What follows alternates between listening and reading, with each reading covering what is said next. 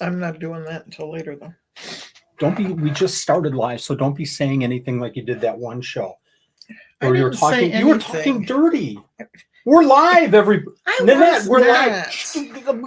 You had mentioned like physical attributes of something and some people. Not. Yes, you did. I was changing my shirt. Or fixing my shirt. If I said something like that, everybody, are you turning red? Everybody would call me out on it, but nobody calls Nanette out on something like that. I don't know what you're talking about. Thank you for joining us tonight, everybody. Gecko and Isopod fans. Be kind. So be kind to me. I'm like really kind. I could be really, really bad. I could say some bad things, but I won't. And I can leave. And you can leave. That's why I'm not saying them. We have a wonderful show tonight. If you caught us last year with Nick Esposito, you were privileged, just like I was, in a special treat. Nick is one of the people that I would consider as the top gecko guys in the United States and the world. All kinds of information. I've heard a couple of talks that Nick has given, and I just filled up a notebook on just all kinds of information. It was a special treat then, and after the show, Nick came back to Nanette and I and said, listen, I want my turn. I want to turn the tables. I get to interview you now. So I said reluctantly, okay, I guess that works. So tonight, Nick is going to come on, and he's going to interview me, and I am worried. I am scared to death. Should I be scared to death? I don't know, but this will be fun. Thank you, everyone, for joining us. You want to read off some names, and then we'll bring Nick on. Angie, hello. Bomb Exotics. Frank the Tank is here. You're moving too quick again. Marine Corps Reptiles is here. Don't do that. Repti Kids is here. Rochelle Workman is here. Hi. I recognize her name. Isopods. Misopods. Okay. My isopods. Okay. So you know what my isopods and more in me? Michigan. Yeah. I know. I learned this the last time. I'm going to stop squeaking my chair. Repti Kids. I think we caught everybody. Rochelle is here. Thank you for joining us, Rochelle. And we had a special thing going on this week. We mailed out Rochelle's Peridora picked a 2-month-old. Be afraid. I picked up a very special colored one for her, sent it out, and we have a USPS shipping priority express. Is that what you call it? Express priority. 1 to 2 days, and she didn't get it Tuesday. She didn't get it Wednesday, and it finally came in. Did she get it today? Okay. And all is well. All is well. Okay. And it's always frightful when something like that happens, and I try to be as reassuring as I possibly can. But at some point, during the 3rd, 4th day, we've had this go. I was telling Rochelle that we had one animal go for, I think it was 16 or 17 days, and we've never, if an animal has been lost, and I can count on one hand after 20 years of shipping, how many times an animal hasn't gotten there the 1st or 2nd day. But in any regards, we've never ever lost an animal like that ever, and just normal shipping. I think we've lost tails 2 or 3 times, but nothing's been physically lost. Nothing's died. Yeah, and not flexing here, but it's just things happen, and we've had so much more success with USPS than we have with FedEx and UPS. But anyways, it's I think a lot of time learning the whole shipping process and trying to make this as effortless as we possibly can, but beneficial to the animal. So I don't really have a fear for 2 or 3 or even 4 days. And again, this is proof of that. It's after receiving, just taking care of them. And Rochelle and I talked about, how to take care of her gecko once it got there. And Beanie is doing fantastic. Beanie, a little bean. Oh, I'm reading her comment, my little bean. Never mind. I always try to put myself in the customer's position and what would I do with a delayed shipment, and you just have to hope that everything turns out. So we're very, very thankful for that. So we have, I just want to mention real quick, and then we'll bring on Nick. We have an expo. When is it, Nanette? This weekend. What day? Well, Sunday. Sorry. What is it? I thought this was question and answer for you, not me. It is me. I'm asking the questions. I think we're going to Green Bay. If We're I going to remember Green Bay. right. This is the Scaled Up Expo, and I'll put out tomorrow some special deals that you can go onto our store, check out, and pick up at the Green Bay show. Some special deals. So I love the Scaled Up show. It's a wonderful expo, wonderful vendors, wonderful animals there. So if you have a chance, if you're in the Green Bay, Wisconsin area, go ahead and check out the Scaled Up Expo, Reptile Expo. Okay. Can you speak? No. Frank, there is no snake. There will never be a snake. I want to know where we got to Bikini Bottom, Rochelle. I don't know. I think I'm just going to move on that one. Oh, good Lord. Keep going. So I've known Nick for, I think I should just go back to the previous video and steal all the introduction for that and just play it as a video. I've known Nick for probably about 15 years. If I'm wrong, Nick, let me know. Nick and I've appreciated our friendship. I hope Nick has as well. I look up a You'll lot. Know after tonight's questions. I'll know after tonight, yeah.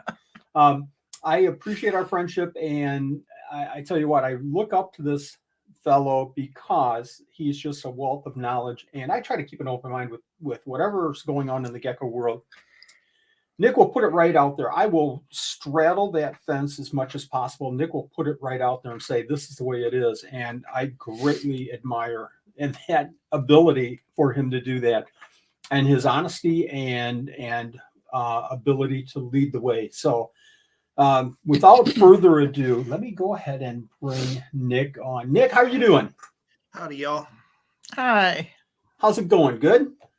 It's going all right. I was listening to you sass the missus. I'm letting more people add questions to mess with you. There you go. Okay. I believe there needs to be balance in all things, so I let a couple people write in some questions. I got some scribbling going on. Remember, if the questions become too hard, I've got the end broadcast button right about there. No, you don't. So we can. You do, but you also have the social backlash of ending the Yes. Like, is clicking end this worth hearing about it for the rest of my life? There we go. Mm-hmm. I would imagine that you would start your own broadcast like 5 minutes later and say, okay, these are the things that I was going to ask Wally. Let's just bring them onto the table. Nick, I did a poor job of introducing yourself, and I know that you have some questions for me, but I have one question for you. I have two questions. Kind of a question, but tell me more about yourself. Tell me about what you've done in the past with geckos, what you're doing currently, and give me just a fact about your life right now, your real life, not gecko life. Absolutely not, because this is your interview, so you answer that question about yourself. Okay. I don't even know how to answer that. I don't know. I have no idea. Ask that if you can't answer it. Let's see if this is fair game. I am excited this fall. How can I phrase this without it being a question? I am excited about this fall and going to the NARBC Tinley Park show and going to the Gecko Symposium. And I heard that there are some amazing speakers that are going to be there. This is going to be an amazing show. Did I forget? That was a question. Fill me in, Nick, if I missed anything there. Well, so it's the first of our symposiums. It's going to be focused on geckos. You got me, but I'll take it. It's going to be a full day of talks, lunch, some animal swap. Nobody does symposiums anymore, and it's unfortunate. And then when you try and do them during the show, the most serious keepers are the vendors, so the vendors can't go. And I was talking to Brian about it because I used to give talks at NARBC, but I was a vendor, so I'd have to have someone watch my table and then sprint out and give a talk and then finish and then sprint back in. And we're trying something a little different. Knock on wood. Hopefully it works and we can do some more. But it's going to be a good day of talks. We've got some really good talks announced, and we have some really good talks not yet announced. So you're going to use this forum right here to announce the ones that haven't been announced yet? I am not yet, but I do appreciate it. I tried. I at least tried. The folks that I know, that are speaking, this is going to be, a once a year, once a lifetime kind of opportunity for people to join in. If you want to find out about geckos, this is the place to be. And I'm so excited about this. We did fish shows years and years ago, and we would do a day of speakers. We'd bring in some of the nation's, top fish speakers. And I looked forward to that. We organized the whole event. I look forward to that, from day one after the previous year. So it's just a blast and so much information. Thanks for kind of talking a little bit about the Gecko Symposium. I think it's going to be fun. And I guess, I don't know, maybe I should take another drink here. I guess Maybe I'm ready for questions. Yeah, Wally, maybe you should just let me talk. Exactly. Okay, so Hi, the first question's an easy one for you, Wally. Why geckos? Why did you do geckos? Oh, and again, if anybody doesn't know, I have not seen any of these questions. Nope. I'm looking forward to some of these. So far, we've got a softball here. Why geckos? I did fish, and I did fish for kind of one reason, because seeing the little tiny fish and the babies and them guarding the babies, a mouth brooder spitting out her babies, it was just, if anything, put me, that much closer to nature. And, whether you're religious or not, it was a way for me to come home from flipping coding all day or working project management and just going, okay, no more right now, no more. I just want to concentrate on the fish, and I want to be absorbed by the fish. So I did fish for 15 years or so. This was when I was young. And I was just so enthralled with learning as much as I possibly could. Not much information. I would read German books about some of these fish just to get a little bit of information about them. Ask anybody that I could about interpretation or translation. So I got out of fish because the family got busy, got into orchids. What else did I get into? Baseball cards.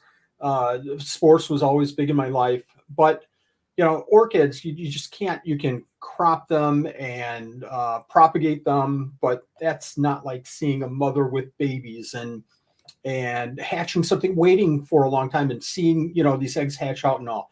So it was probably about 10 years of not having anything fulfill that and just being absorbed by my career that I finally got into reptiles. I got a pair of leopard geckos. I went to a reptile show, bought a pair of geckos, leopard geckos. Within like 3 minutes of them, being together, that first day, there were eggs and there were babies. I think that's how it felt with leopard geckos. So had one pair, had to have another pair, had to have another pair, had to have a pair of crested geckos. And within a year, I think we were up to about 20 or 25, 30 leopard geckos and probably about as many crested geckos. That was year one. And it just, escalated from there. Crazy.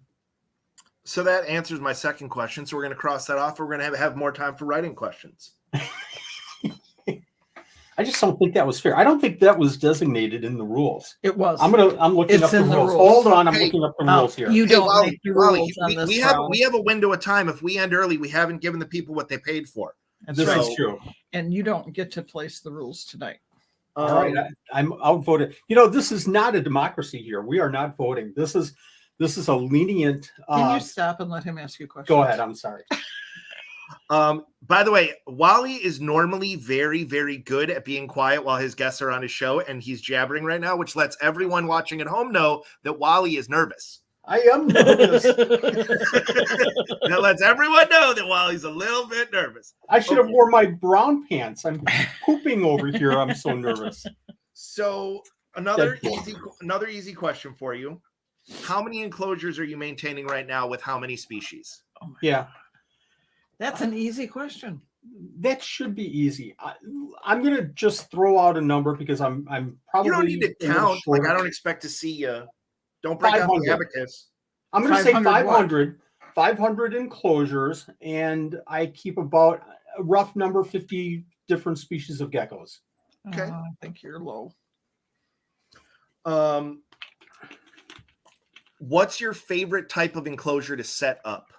Ooh.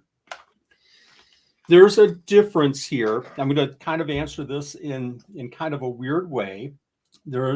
So my favorite, I'm going to go back to my fish days because I tell you, Nick, everything relates to fish when I do animals, from research to how I appreciate them. It all revolves around breeding. So my favorite type of enclosure to set up is something very specific to getting them to breed. Now, people will say, well, that should be, 4 foot by 4 foot by 2 foot and bioactive. But I want to focus on those animals. I want to keep them in a space that I feel is comfortable for them and healthy for them, but also confined enough that I can manage them the best that I possibly can. If I can't find a gecko, in first glance, there's maybe a problem with that enclosure. So my favorite way of setting up an enclosure is for the benefit of the animals, but also for the purpose of maintaining those animals by me. Okay. By the way, no looking over your shoulder on this question. What is your wife's favorite species of reptile?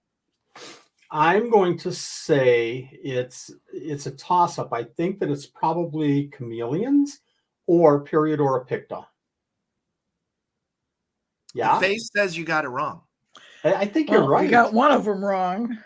You don't like chameleons? That's not my favorite. No. It's got to be Periodora picta then. Mhm. Trusted geckos too? No. No.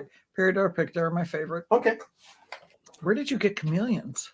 I don't know. I when we go to a show and you see a chameleon, I think you're kind of fascinated by the chameleon. Oh, okay. Yeah. They're pretty, but no. Yeah. So I'll edit when I put this out there. I'll edit that first answer right You out of aren't this editing whole, anything on this show. and it'll make it look like I nailed it.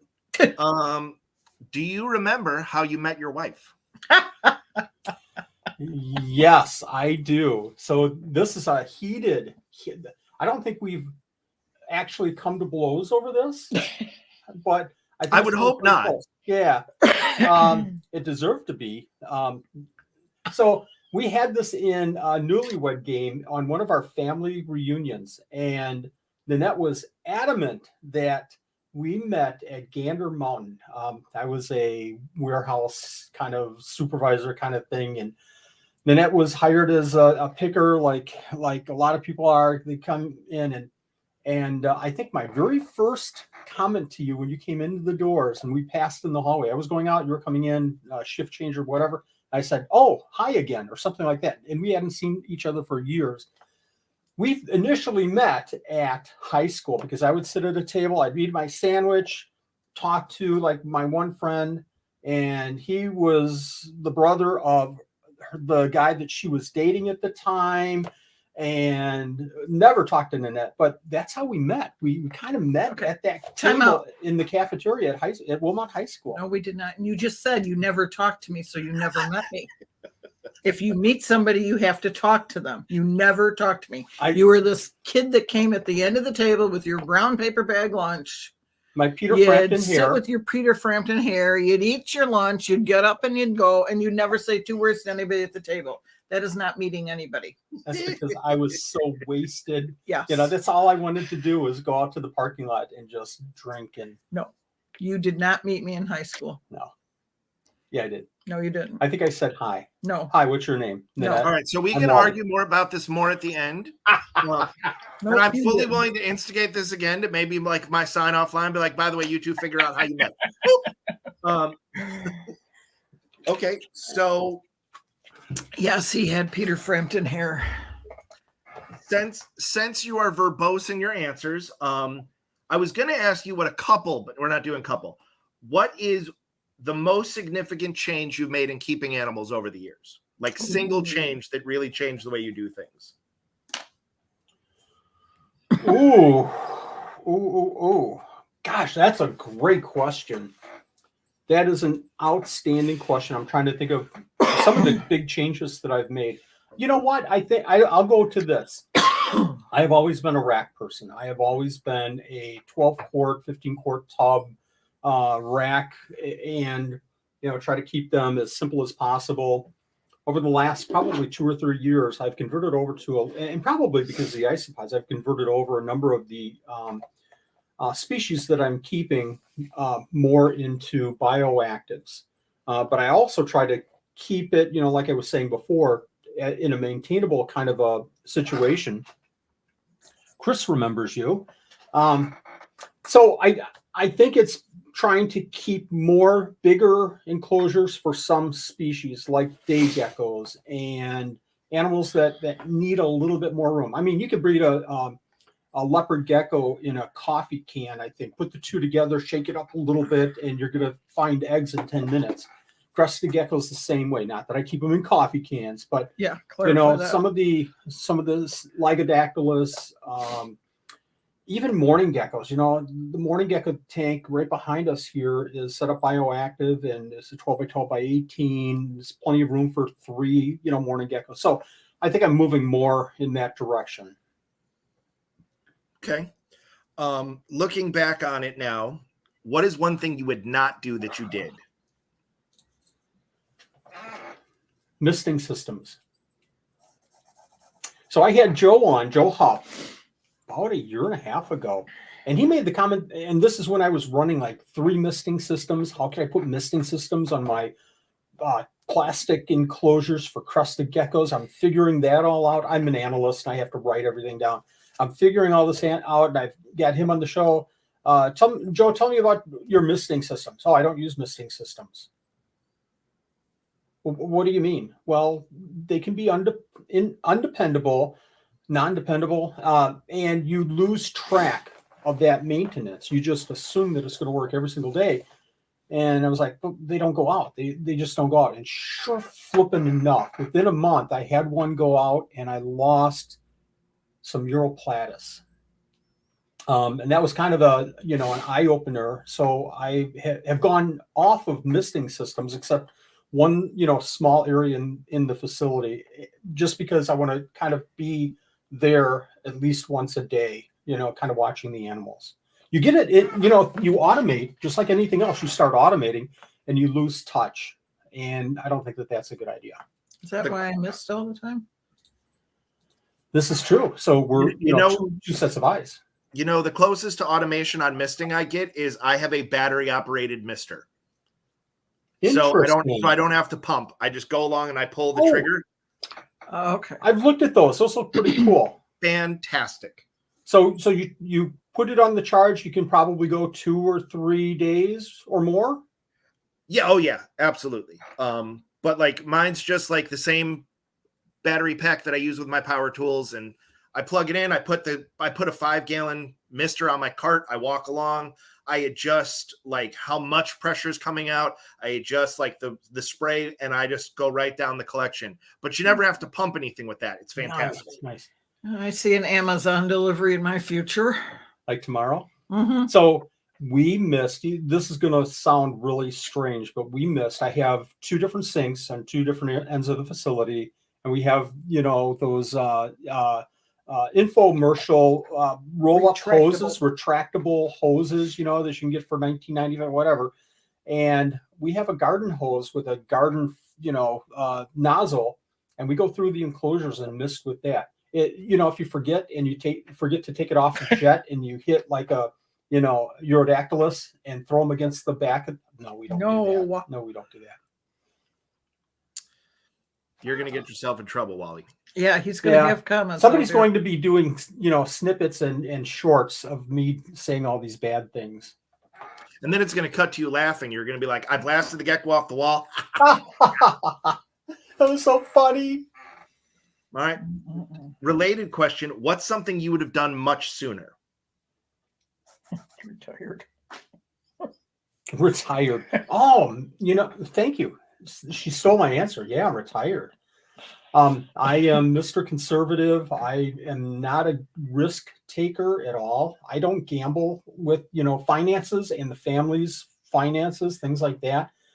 And I really, really loved what I was doing for years and years until the last 6 months. And then I just hated it. I hated what I was doing with a passion. I couldn't stand to go in every single day. And after, a new manager came in, 6 months of just hell every single day. I finally just said enough, and I walked away. And I sat at home watching the Flintstones for a month, and finally decided never ever to go back to work. And I haven't looked back since. I love every single day, of my life. I'm blessed to be able to stay at home and semi-retired mode. Did the Flintstones remind you of how you went on summer vacations as a kid, pedaling the car with the dinosaurs? Oh yeah. I've done that in the past. Lost brakes and had to move a car, lost a gear. Yeah.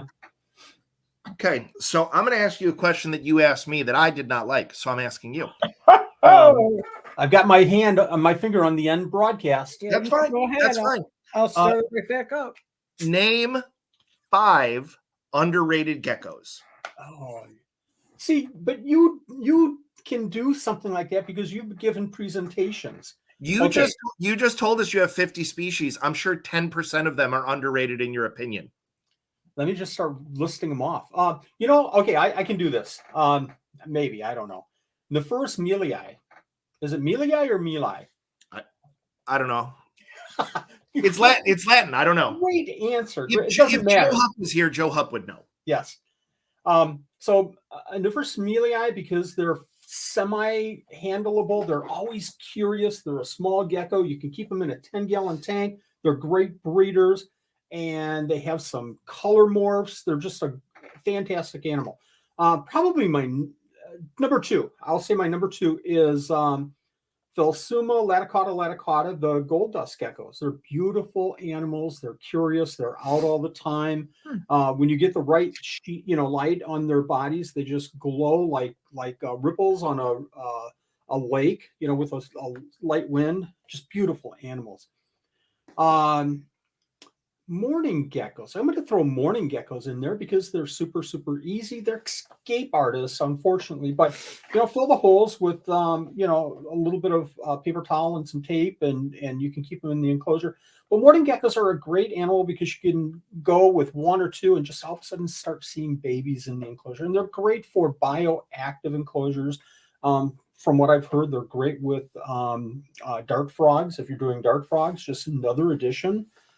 Another animal. Okay, I've got my number 1 in just a second, but another underrated, I would have to say any of the Pachydaculus.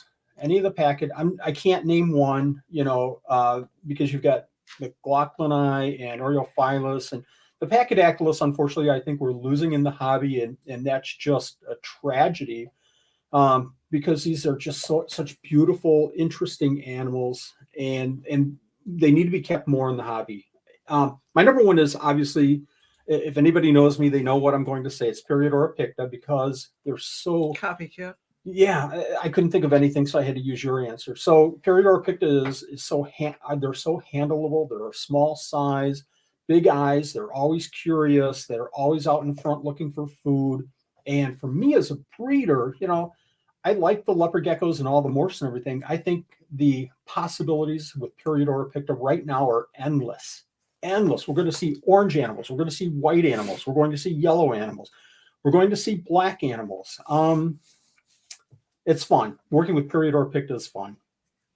Okay. And now the flip side of that question, name 3 overrated geckos. We know one of them's lychees, so you only need to name 2. Okay.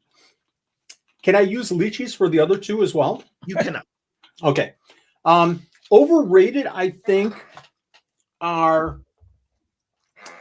Wow, should I even say this? I think leopard geckos are overrated.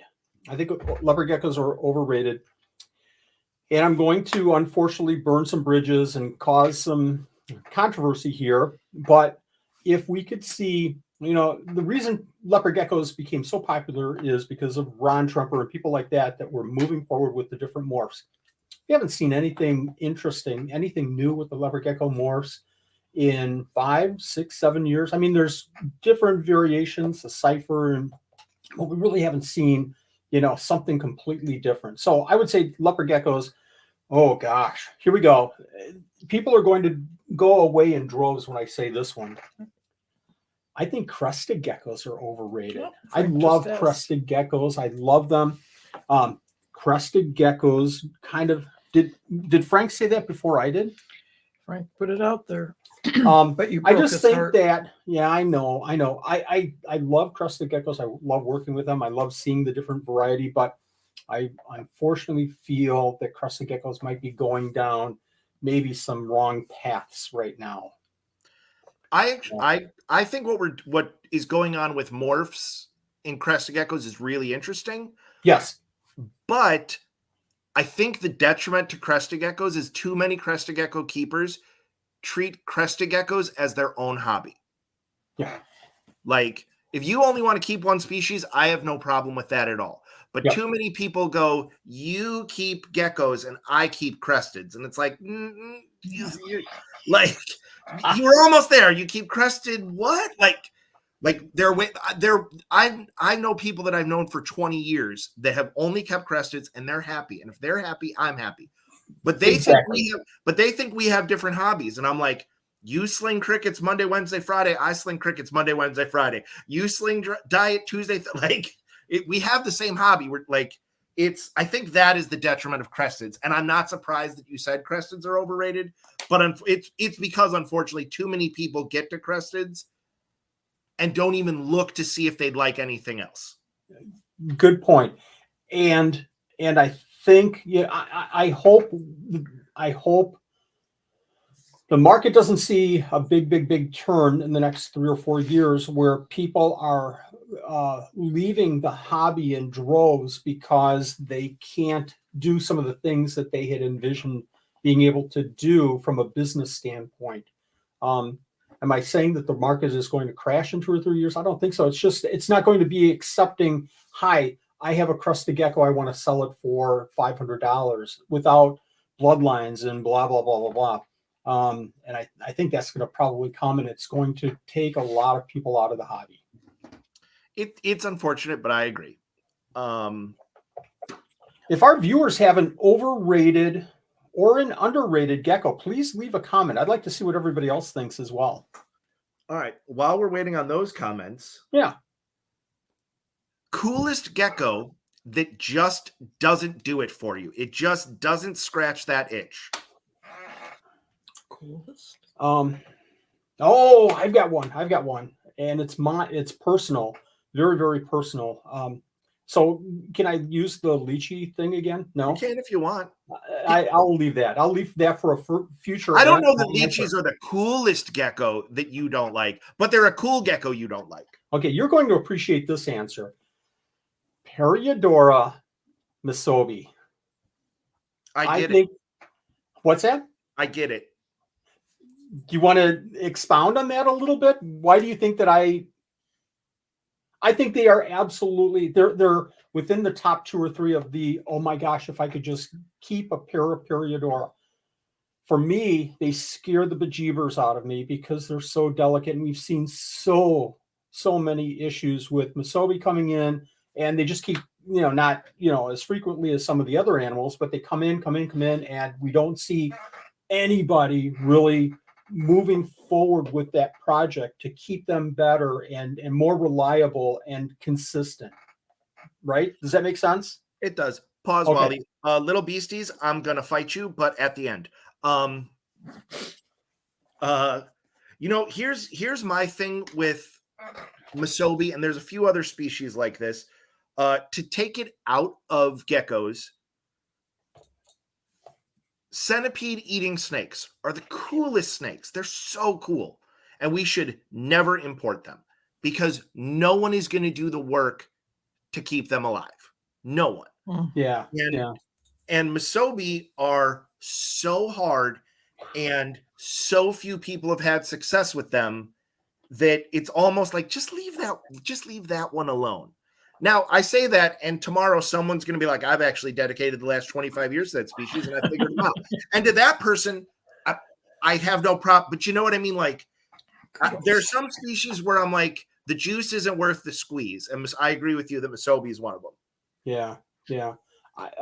Harold Chapman, a good friend of both of ours, great guy in the hobby. I unfortunately have lost touch with him. I don't even know if he's keeping geckos, but another person that's right up there on my mantle of expert gecko keepers. But he offered me a pair 10 years ago, and I turned them down simply because I was so afraid of them. And my point being is I'd rather have somebody that knows a little bit about, Periodor Musobi and and has had experience with them, try first and establish them, and then come to me and say, I'm going to write all this down for you so that you can try to replicate exactly what I'm doing here to keep them alive. Because they scare the bejeevers out of me. I'm going to sneak a new question in here based on what Little Beastie said. Little Beastie said something about anoles, like, why do people like anoles? Mm-hmm. So, Wally, what is a species of gecko, not anole, but gecko, that you think is underrated specifically because of its accessibility? Like, anoles are underrated because you can buy them for $3 and you can catch them in Florida, but they're awesome. Mm-hmm. What's an underrated gecko that you think is underrated only because of accessibility? It's underrated because people can just get it. Right? Mm-hmm. Yep. Oh, so, in my mind, I just probably went through 50 different geckos to come up with this. You can't think that fast. And no, I probably can't. I've got it. Where's my spreadsheet? I think the one that comes to mind that kind of applies the most to this is probably African fat tails. I think that African fat tails came in wild. Then they started, becoming captive bred, and people kind of got it, but not to the extent of obviously leopard geckos. But you look at the lines of these, African fat tails and the genetics, the pure genetics of these animals, the Oreos and patternless, and just amazing animals. So you compare leopard geckos, and you compare African fat tails, and African fat tails are right there, but they just don't have the popularity, nor even close to the popularity of leopard geckos. We're still seeing new morphs being developed of African fat tails all the time. So that's probably, right at the top of my list, African fat tails. It's a good answer. Thanks. All right. Wally, I have a timer ready for the next question. Okay. 43. Give me a 10-second profile on the best kind of gecko customer. 10 seconds. One that asks, I'm interested in this gecko. Can you tell me more? I've watched your 3 videos and I want you to explain how I possibly could fail with this animal and I might buy it. Yeah? Shocking absolutely no one. Wally went over time. Wow. You're killing me, Smalls. It's a good answer. It's a good answer. It's a good answer.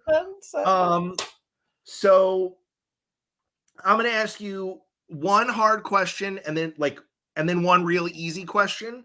And then I'm going to go into some of the questions I saw go by. Okay. I agree with you 100% on that garter snake. What is the worst part of the gecko breeding business? Losing an animal. Bar none. So I introduced mine to first Levis this year. Introduced them last year, got eggs. Introduced them this year. Moved my male, smaller male, from one female, and these are huge. I'll throw out a plug to knobtails.com, but moved it from one female to the other. Everything looked cool. Moved it back to the first female, and he got beat up he lost his tail. So she nailed his tail. Put him in the other enclosure, watching him every single day. And I went downstairs today and I lost him.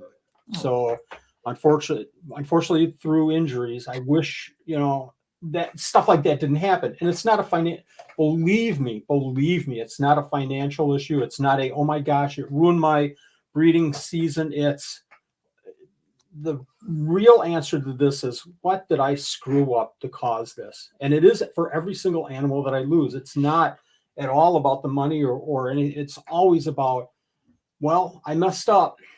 What did I do wrong? And with this one, I probably should have been a little bit more attentive, but they were together last year, they were together this year, and just something happened. So that's the toughest part for me. So it definitely happens. We all have it happen. Anybody who breeds geckos and for any amount of time and says, I've never had like an injury that was tragic is just lying. They're just lying. And it's sad and unfortunate. Like I lost a crested gecko because another crested gecko bit its tail and the infection killed it. Like literally from like Saturday night to before I could get it to the vet appointment on Monday. And it just happens. But that is the worst part. This is a two-parter question. Okay. If you could go herping in any one country, what would it be? New Zealand. Okay. And what would your number one species to see there be? How do you pronounce it? Natalis, Gayi. Naltinus. You know what I'm talking I know. How do you pronounce it? I believe it's Naltinus. Again, it's Latin. Latin. Yep. I would love to see them in nature, and I would have no requirements to bring any back. I would just love to see their habitat and see them in the wild and chasing prey and how they interact, stuff like that. Okay. Number one by far. We're gonna do one of the writing questions before we get to the hit it and quit it section. Okay. I've got to ask you though, if you're traveling, where are you going? This is a fascinating question. If I'm traveling anywhere to see geckos, Anywhere. Honestly, I want to go to Indonesia. Cerdodactylus, just everything. The snakes. So one, all of it, but two, I play video games with a friend that's in Indonesia, and they know I have tokays because they heard my male tokays calling. And I got a photo of like their backyard shed with like the door open and the flash. And there were like 40 adult tokays in their shed. And I'm like, I want to see them in large groups behaving naturally like that. Because you could never recreate that in captivity, because any species where they fight, you can't recreate in captivity because they can't run away. Like if one male decides the other male is going to get it, they can't run away. But I would love to see that just once. I'd love to see like the natural, like social interactions and maneuvering. And in nature, just how big they get. Dave Kaufman has a great video, if you ever get a chance, I think it's like 5 years ago, where he went and saw the tokays in the wild. And I think his best collecting location or video recording area was in a shed, just a metal shed. And they were just, all over the place, and there's just pockets of eggs all over. That was pretty cool. Okay. Thanks. Another writing question that we saw, or excuse me, maybe this is the writing question we saw. I was way early. I don't remember who asked it. Someone asked why there aren't more genus geckos in the hobby. Mm-hmm. Oh, well, and you could certainly answer this much better than I could, but there's certainly obviously regulations. CITES, disallows a lot of these animals to come in. A lot of them probably were coming in at some point, and the hobby just didn't accept it. I'm thankful that Periodora picta, eventually took hold at some point, because for a while, I was keeping Periodora picta years and years ago, and then you couldn't find them on anybody's table. And when I got back into the hobby, when I retired 5 years ago and got back in, it was kind of hard to find people that were even doing Periodora picta, and all the different lines, the triple lines and the MLs, and they were gone, just gone. So I think a little bit of it is related to that. They're not, you can't make money on a lot of these geckos because a lot of people don't know them. So they're not popular and kept by everybody. So they just lose. Pachydaktylus, there you go. There's a great example. They're little gray turd-looking animals, except their babies are just mind-blowing. But it's hard to sell them other than to you or three other people in the United States that know anything about them. So I think that that's a big factor too. That's a very solid answer. I wanted your opinion. Because I keep a lot of genus gecko, I'm actually going to answer this for the person that asked as well. Please. Wally touched on it pretty close, in my opinion. Yeah.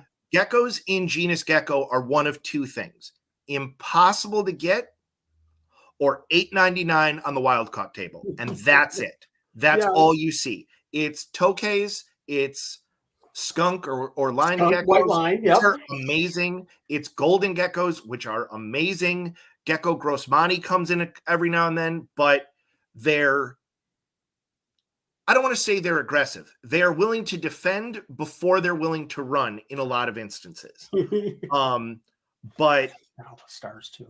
But again, genus gecko is not more popular because nobody has them or nobody wants them because they're cheap. But I mean, that's why. But if you look, they are out there. There are a few keepers working with them. That's kind of like that Yogi Berra-ism. Nobody goes to that restaurant. That restaurant isn't popular anymore because everybody goes there. All right. You ready for the hit it and quit it, as you call it? Hey, Andrew. Yes, please. Favorite type of music? Give me that old time rock and roll. Give me a little Bob Seger. Give me a little, I vary, I'll go downstairs and I'll turn on AC/DC or Linkin Park or something crazy. And then I'll come upstairs and I'll be working on a web page and I'll listen to Pink Floyd. I'll be working with Nanette. She's doing her homework and I'm just doing some putsy things and I'll have, contemporary Christian on. And I'm kind of all over the place except for opera, but my favorite is, probably the harder rock, Zeppelin, stuff like that.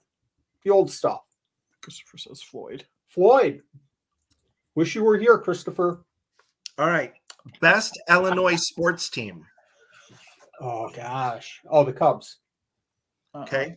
Yes. What do you say no? What's the other Chicago? Out of all the wrong Hockey things you said, Blackhawks. that's where you drew the line tonight? I drew the line a lot earlier. Okay. Best Wisconsin sports team. Brewers. Yeah, it's not the Packers. Yeah. It's Okay. not the Packers. Hey, Wisconsin fans, I hate to say this, but it's not the Packers. It might be the Jets now. The Jets might be my favorite team ever. Okay. You can only keep one species of gecko from now going forward. What is it? Period or picta. Really? Okay. Yeah. Without I probably answered that too quick. You can't answer anything money-wise because money is a driver to other, means to an end. It would be period or picta because of the breeding. I want to see an orange one. I want to see in my collection. I want to see a black-eyed picta. Yeah, these aren't hit it or quit it. These are just regular questions, right? Oh no, these are hit it and quit it. You're just Wally. I'm sorry. You Period or just picta. can't keep talking. You're just Wally. You don't stop. Hit it and keep talking. You don't understand the rules. I never He understood. did the say he rules. wasn't going to obey the rules. So There you Never go. has. Why start now? See you, Steve. okay. All right. So I'm crossing this question off because the question was leopard gecko or fat-tailed gecko. You answered that. Yeah. Crested geckos or gargoyle geckos? Gargoyles. Questions. Are you answering for me? Let's do that again. Say gargoyles. Do it. Questions. All right.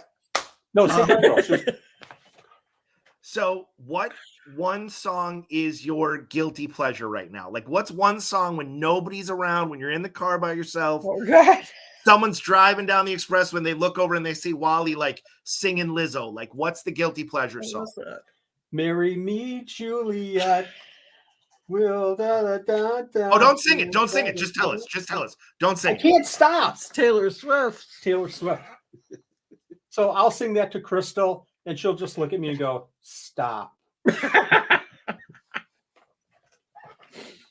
What was the song you were singing downstairs though? So much loud and clear, and she was yelling about. I don't know. Summer lovin' had me a blast. Okay, enough. Okay.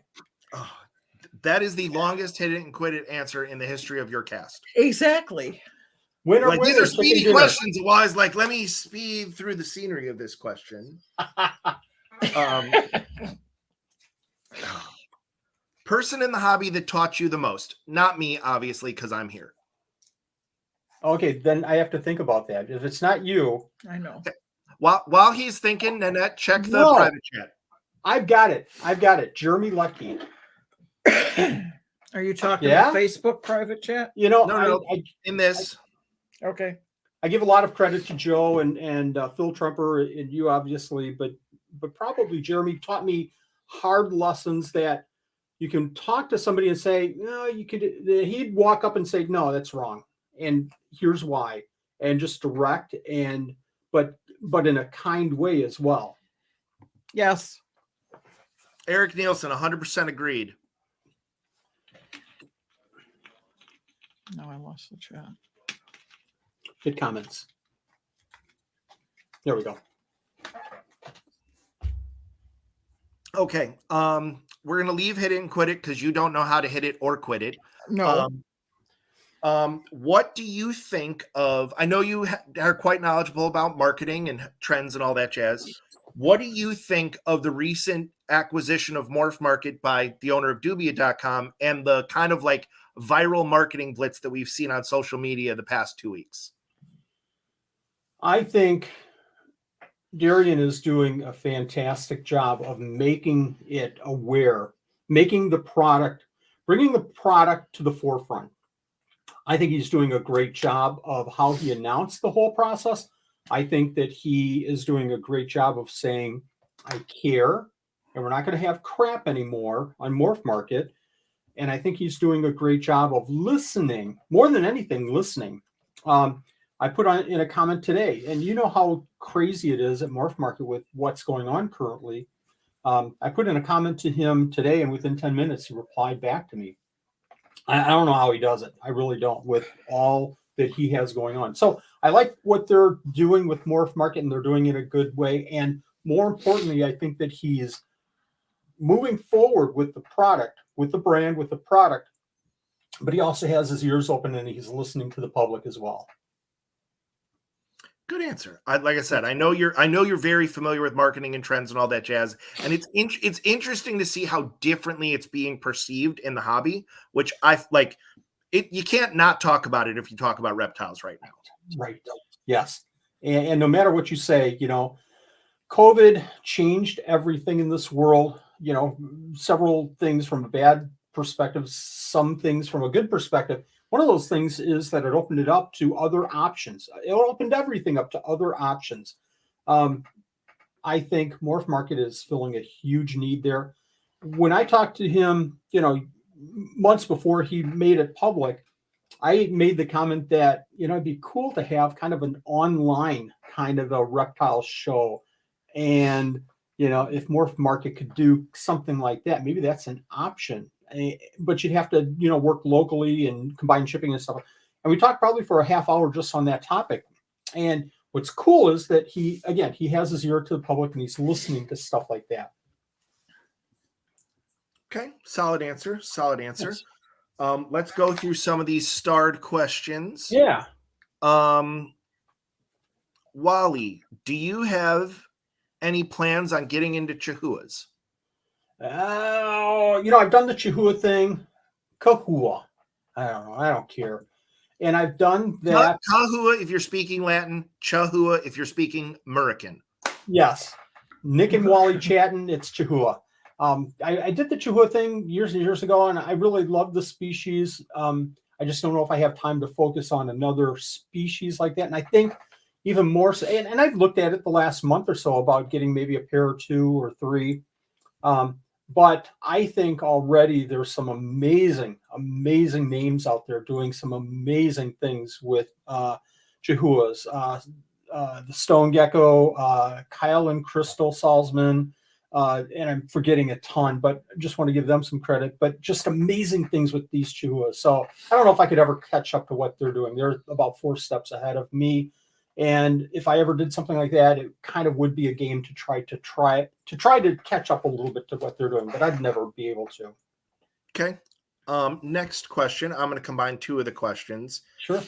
If you could keep any reptile, no restrictions, no legality, cost, rarity, any reptile, what would be the one reptile and that's not a gecko, and what would be the one gecko? I'm combining 2 questions. Not a gecko and a gecko.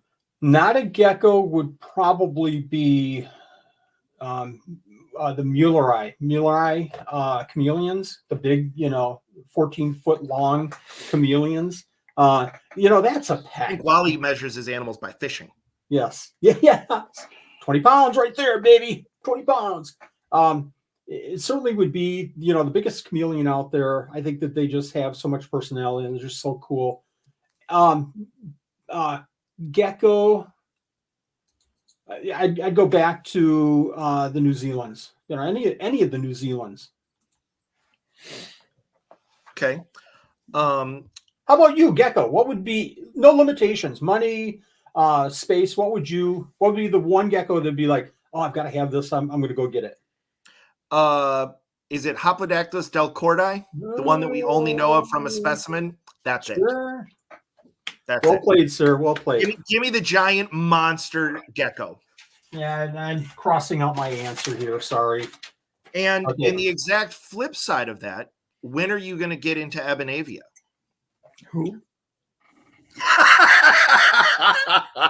Say what? I'm drawing the littlest, brownest gecko. Oh, yes. When Eric starts releasing some. Okay.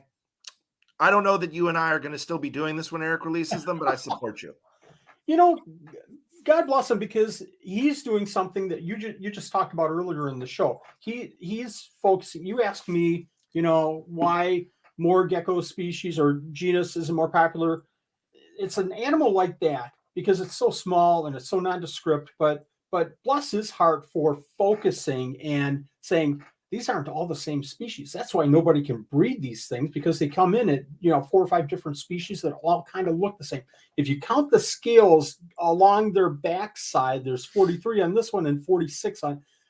Wow, mind blowing, right? He's killing it. He's absolutely killing it. For those of you that are watching this that don't know who I'm talking about, what we're talking about, it is the hardest to figure out small species of gecko, and one dude in this country is doing better with them than everyone else in this country combined. And heads and shoulders. It's not. He's nothing close. Yeah. And they're a small, brown, beautiful gecko. Interestingly, if you watch them, they behave like ackies. Like they're 2-inch long monitor lizards. It's insane. There you go. Great analogy. I don't even know how I just got dinged. All right, who cares? All right, question that just came in. So I'm cheating. Wally, have you thought about getting other lizards that are not geckos? Probably just chameleons. I don't know. Monitors. Although JP's Exotic World just posted from Tinley, and it was a black and white Ackie? Or was it a monitor? It was a monitor, and I can't remember what it was. I can't remember the name, but it was like another table, some more snakes, some more ball pythons, some leopard geckos, some crested geckos, some ball pythons, and then this black and white monitor, and it's like, what is that? That was pretty cool. And you probably know the name of it, and I'm forgetting it. If I saw it, I might know the name of it. Yep. That was pretty cool. But probably from a, space-wise, I'd probably set up a, ceiling high 3x3 or 4x4 setup for probably like panther chameleons. Does that surprise you? Not really. Because they're like your favorite animal.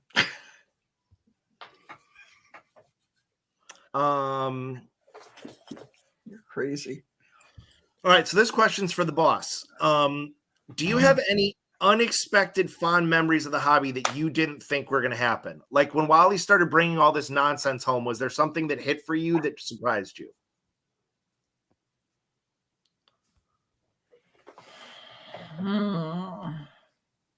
While you're thinking, JP, if the answer is a Bell's Phase lace monitor, yes, they're one of, if not the prettiest monitors on Earth.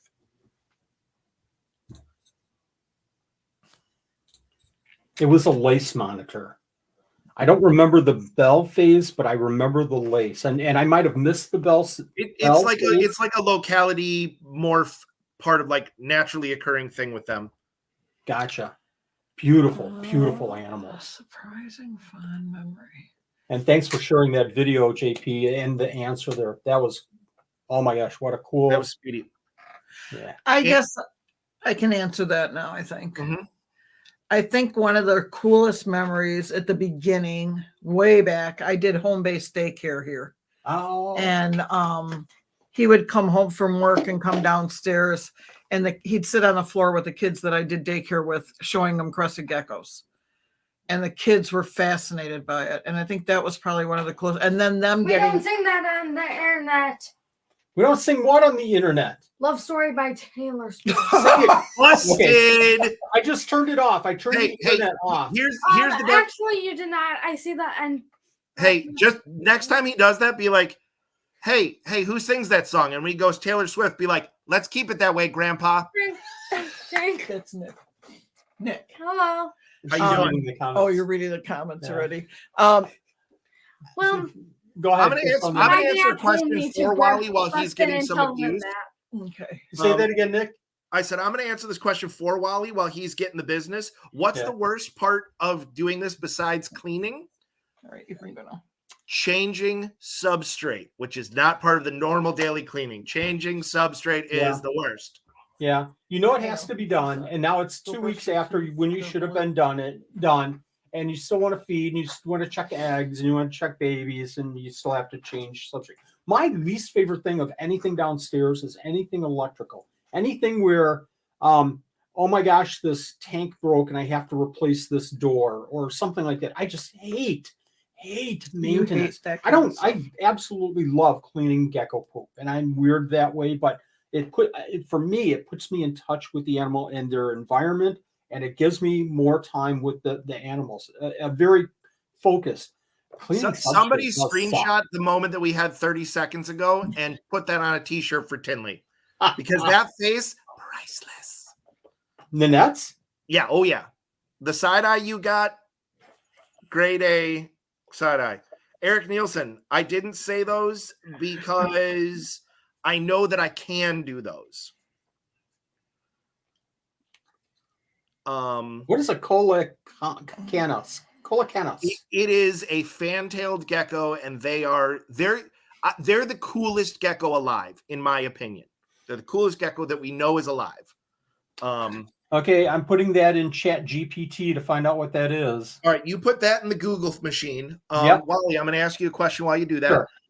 What do you think about insectivore gel diets like Repashy grub pie for leopard geckos and other terrestrial species? Everybody say it with me.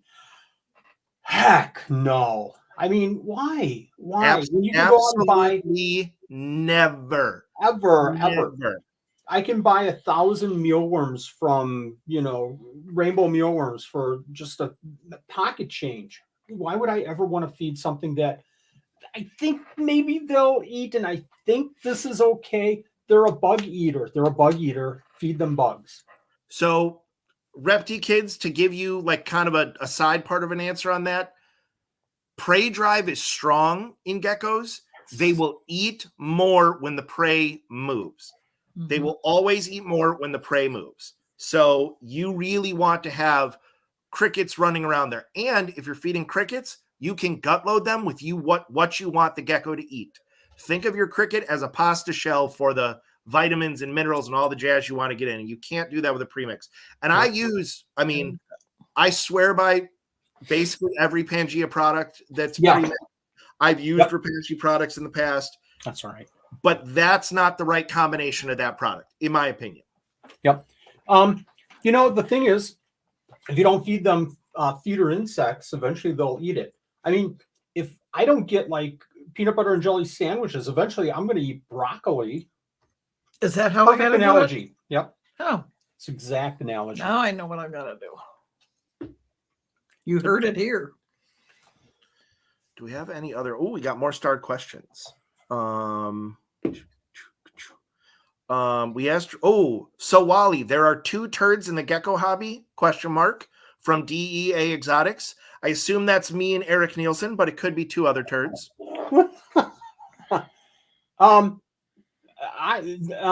Is that like gecko poop, or is that? I don't know. I read you the question as I read it, my friend. Say that again. I'm trying to find it, but that's okay. So Wally, there are 2 turds in the gecko hobby. That's the whole question. I need it. a little bit of an What? explanation. Yeah, I'm not sure. I don't want to answer it wrong, so I'll wait for maybe more details on that. DEA Exotics, if you're still in the chat, give us some clarity. We'll come back to that one. Andrew, there are two turds. Repti Kids, what are the easier Europlatus to keep for someone who hasn't kept them? Wally, what do you think the easier Europlatus are? If you don't know, we can just move on to the next question. Probably Secoria. I don't know. Maybe. Gosh, I'm trying to think of them all. They're all. I would lump them all into one. I mean, if you nail down one, you probably should be nailing down all of them, other than maybe the Ebanawi. You know, and I don't know the other name of the similar looking Ebanawi, but all of the bigger ones I think are fairly similar, unless I'm mistaken. I don't know, so I'm not going to say. I don't know. So other than the satanic, I would stay absolutely away unless you've had a kind of experience with keeping something like that. And they're becoming more and more popular and better care, you know, given to those animals. But I don't know. I guess that's my answer. Secoria. All right. I think we burned through all my questions and the public's questions, I believe. What year did you meet me? Are these the starred questions? So we've got some starred questions. I don't know if you hit them all. Yeah, that's what he did. Okay. What year did I meet you? 78. What year was I born? What year were you? Oh, 43. So I don't know. What is that? 80? 77. I'm just screwing with you. 77. Yeah. I'm just screwing with you. You were born in 77? Yes, ma'am. I was going there, but I couldn't. You are old. I couldn't take off my socks quick enough to count. You graduated high school in 78. Yeah. Wow. Like I said, I like the old time rock and roll. One of your sons had a question, but it wasn't allowing him to put it into the chat. He wants to, how long are you going to be doing the gecko business? I'm wondering if he wants to move in the basement or what. Yeah, come on over and start learning it so I can start watching Flintstones again. Oh, don't say that. Your granddaughter will be up here yelling at you again. Yeah, you know, it's not up to me. It's whenever Crystal decides to take it over, and I am relegated to, you know, washing dishes and cleaning gecko poop. Well, you like gecko poop, so that doesn't hurt. I don't like washing dishes, though. No, you don't. Is that all of them? That's all of them. Wally, it's been an hour and 7 minutes. We're right on time. Wow. Holy cow. This is, Nick, it always seems like it's 5 minutes when I talk to you. That's in all seriousness. I just have a blast. I wish we had more time outside of, you know, these lives but you're over here and I'm over here. And, you know, it's literally, hey, Nick, hey, Wally. And we're off on different tangents. What? Where does Nick live? Nick is in New York, New Jersey-ish. You're on the East Coast. I'm like 4 hours away. I'm in Baltimore. Oh, that's right. Okay. Okay. Yep. I didn't realize that. I forgot that. Yep. I didn't realize that. So are you going to the big show this weekend? I am not. Okay. I am not. I was going to go to Flora and Fauna. I was going to go meet the Pangea crew up there. I love those guys.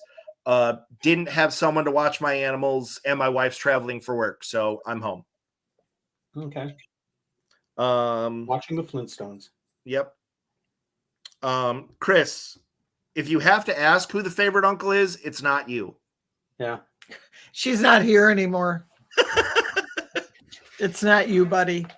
Oh, Chris was just in Baltimore and he didn't visit me. Then Chris, guess what? You're not my favorite Kern. Oh, he was in Baltimore for 4 or 5 days. Wow. Love Baltimore. We've had a couple of shots over to Baltimore and just love the city. Before we knew you. Yeah, before we knew you, so we couldn't visit you. So so when you were young and in your 40s? Yes. Before 117 geckos. years ago. Before geckos. Alrighty, Wally. I'll give you one question for me, and then I'm logging off to go clean gecko shit. Okay. Right. What geckos are you working with right now? And excuse me, and what geckos would you be looking for at the fall NARBC if you could find them? I'm not listing off all the species because I just had to count the other day for someone else because they asked me, and there's like 21 species. What would I be looking at at Tinley? Honestly, like not to go back to a previous question, a gecko in genus Gecko that I haven't seen before. And that's tough. That's tough because you probably aren't going to find it on the table. You're probably going to talk to Phil or Joe or Bob or Dan or somebody and say, hey, you got any of these? You're probably going to talk to Richie, Mike Walsh, people like that and say, hey, I'm looking for this species. Do you have it? Yeah, I do. Or no, I don't. Wally has it. Hey, Wally, bring them to me for Chicago. Cool. It's hard once you have a collection like your size, and it's hard to find something on a table. It's kind of rare, in fact, I think. Wally, do me a favor. Boo Eric Nielsen, who is downplaying his own success. He does that all the time. Like at this point in the video, edit in a crowd being like, boo. Yeah, go ahead and hit it. It is, yeah, show it. Boo. Yes. So Eric doesn't get it because you're doing things different, Eric. You're not, breeding 1,000 animals and waiting for that one to pop up. I feel like you and I are completely the opposite. I'm breeding, hundreds of these Periodora picta, hoping, please give me a black eye, while you're concentrated and focused on this limited number, and you're looking at every flipping single detail. So which one's right, which one's wrong? It really isn't, but oh no, Eric's right. What's that? Nothing. Love you. I would agree that Eric is the one that's really looking down into the details and understanding these animals at a different level than everybody else in the world. And you deserve all the credit in the world, buddy. Not a lot of people, especially me, have that patience and focus. If I start doing that and a squirrel goes across my path, that project's done. So hats off. I'm not taking my hat off. Hats off and good job. All right. You got anything else for me, Wally? Folks, I know Nick is already putting in a lot of work with the Gecko Symposium. We've been there, we've done it, things like that. And I know it's a ton. Things will come up that nobody ever sees, and it's a lot of work and time and effort. So thank you for all that effort. Thank you all. Well, thankfully, I'm only doing half of it. Half is way underrated for. I know what you're doing. So I can't wait. I can't wait for the fall and this event. I really can't. Get in now. After this, I'll go ahead and I should have done this before. I'll go ahead and put a link in this video for the Gecko Symposium where you can sign up. So thank you again for doing this, Nick. Of course. Hopefully it works out and we can do this a bunch more. It will, I'm sure. All right. Y'all have a great night. Good night, Nick. Thank you much. Thank you, Nick. Night. Had a blast. Now you can hit the end. You gotta say goodbye to your fans. Everybody, I hope you enjoyed this. This was a treat. If I've been looking forward to this for a couple of weeks now, and it didn't fall short for sure. This was a lot of fun. I thank you all for joining in. I thank you all for leaving great questions. Hopefully you know a little bit about Lynette and myself that you didn't know before. If anybody has any questions like this, please send me a message on Facebook. Really appreciate you being here and sharing this time with us. Thanks again. Good night. Good night.